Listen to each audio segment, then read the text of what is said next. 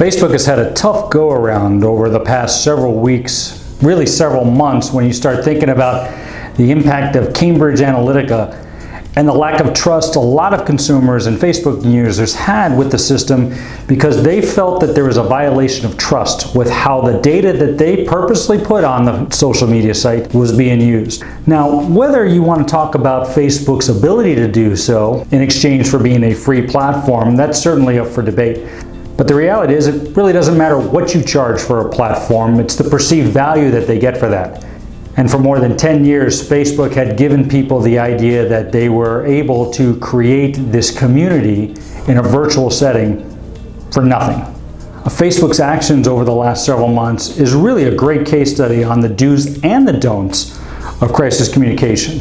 Sheryl Sandberg and Mark Zuckerberg readily admit that they were late to respond to the game. That is a classic never do in crisis PR.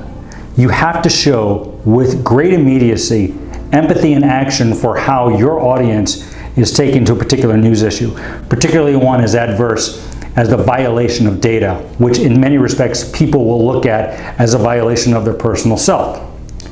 But through a lot of money and what is going to be a lot of hard work, they're finally stepping up to the plate.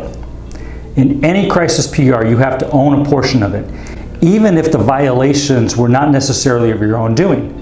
The Cambridge Analytica folks did not tell Facebook how they were misusing the data, but ultimately it's Facebook's problem because it's Facebook's platform, and they're the ones who set the terms and conditions for it. It took them a while to the game, but now they're coming back and saying they're going to fix this at all costs, and this is what they're committed to do. I see Facebook as succeeding in the long term.